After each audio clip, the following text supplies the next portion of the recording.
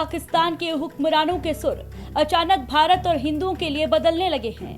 कल तक भारत को कोसने वाले पाकिस्तानी रक्षा मंत्री अब खुद को हिंदुओं की औलाद बता रहे हैं। उधर लाहौर के हिंदुओं ने कट्टरपंथियों को ठीक करने के लिए यूपी के सीएम योगी आदित्यनाथ की मांग पर उतर आए हैं। लेकिन ऐसा क्या हुआ कि कंगाली की आग में जल रही लाहौर की जनता सीधे उत्तर प्रदेश के मुख्यमंत्री योगी आदित्यनाथ को भगवान बना बैठी, वो हम आपको आगे बताएंगे। लेकिन उससे पहले जान लीजिए कि आखिर ऐसी भी क्या मजबूरी आ गई कि कट्टर मुस्लिम देश के हुक्मरान खुद को हिंदू बताने लगे।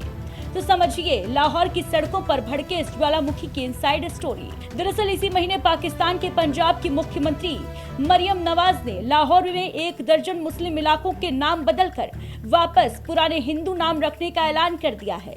इस्लामपुरा को कृष्णनगर, रहमान गली को राम गली बनाने की बात कही गई तो लाहौर की जनता खुलकर कहने लगी कि जो बुलडोजर अभियान भारत में योगी आदित्यनाथ चला रहे हैं उसे अब पाकिस्तान में भी लागू कर देना चाहिए। इसके बाद मरियम नवाज को पाकिस्तान का जोगी बताया जाने लगा, लेकिन चंद घंटों के अंदर ही वहां के आतंकियों के आगे मरियम नवाज ने भी भीगी बिल्ली बनकर सरेंडर कर दिया और अपने फैसले से पीछे हट गई। मरियम नवाज तो झुकी, लेकिन उनके ठीक बाद पाकिस्तान के रक्षा मंत्री ख्वाजा मोहम्मद आसिफ ने खुद को और पूरे पाकिस्तान को हिंदुओं का वंशज बताकर वहां के मुल्ला मौलानाओं के सीने पर सांप लौटा दिया।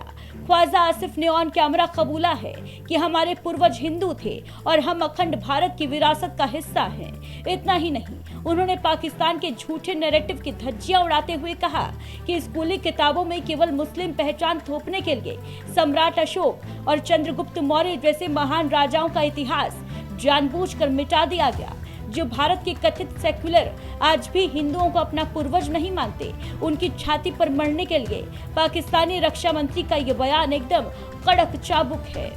दरअसल भारत दौरे पर आए अमेरिकी विदेश मंत्री मार्को रूबियो जैसे ही दिल्ली में पीएम मोदी और जयशंकर के साथ कड़क बैठक करके वॉशिंगटन लौटे, खौफ के मारे पाकिस्तान ने तुरंत अपने उप प्रधानमंत्री इशाक डार को अमेरिका रवाना कर दिया।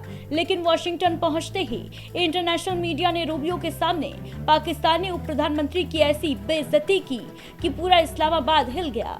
मीडिया ने सरेआम सवाल ठोक दिया कि क्या कंगाल पाकिस्तान अब इजराइल को देश के तौर पर मान्यता देने के लिए तैयार है।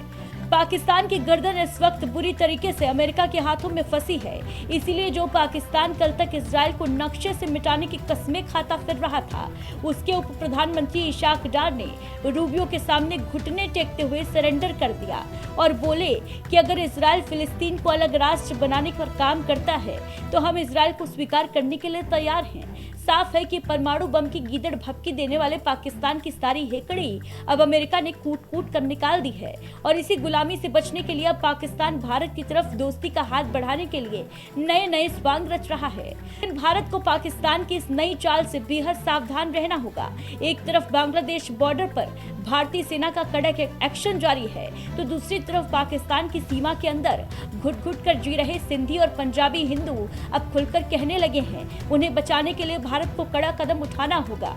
रोहिंग्या और अवैध घुसपैठियों को पालने वाली सरकारों के अंत के बीच लाहौर की सड़कों पर गूंजती योगी आदित्यनाथ की मांग और पाकिस्तान के इस नए पाखंड पर आपकी क्या राय है?